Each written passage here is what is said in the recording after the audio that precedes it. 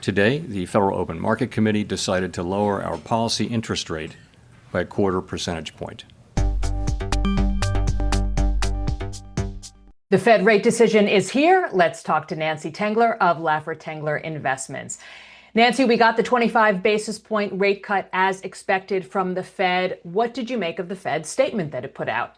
Yeah, Lisa, what's funny to me is, this Fed is going to look very different in a few months. And as recently as October 29th, Chairman Powell said December rate cut is not a foregone conclusion. And you might recall that the market sold off. And that really sort of launched us into nasty November, which is what we call it here, and the correction that we got in the market. So today what we're hearing is kind of more of the same. We're hearing there were three dissents. One was Myron, who is the interim appointee that President Trump put on. He wanted 50 basis points, and then Goolsbee and Schmidt, and I think said no. And I think that this dissension is increasing as the Fed chairman's tenure becomes shorter and shorter. So the other two who dissented that you mentioned, they didn't just dissent that they didn't want a 50 basis point cut. They didn't want any cut at all. Right. So do you see this increasing tension, particularly with Trump soon to be naming a new Fed chair to take over for Powell in May? Yeah, it's interesting. What I think we're seeing on the one side is we're seeing more people falling in line in anticipation of the change. And you can look just as far as Mary Daly, who's a president of the San Francisco Fed, but is suddenly more dovish because, of course, the power of her job lies in the members of the Federal Reserve Board governors. So it's all very interesting. Lisa Cook voted for a cut. And what strikes me as odd, Lisa, is why the Fed did not push the meeting back, because we have a bunch of data coming out next week. They're working off of very limited data. The JOLTS numbers were actually good. We had, I think, 71,000 layoffs.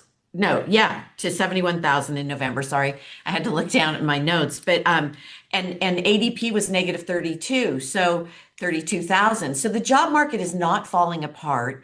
The JOLTS numbers, the available jobs actually went up. The employment cost index indicates that people are getting paid, and we've had really robust retail sales. So I can make an argument there wasn't a need for a cut, but many will tell you that they're trying to normalize the yield curve and really help banks, particularly smaller banks and small businesses. I don't know. They haven't been very effective since over the last 2 years since we started cutting. We started the cutting. The 10-year yield is up about 75, 80 basis points. So that's the opposite direction that you want.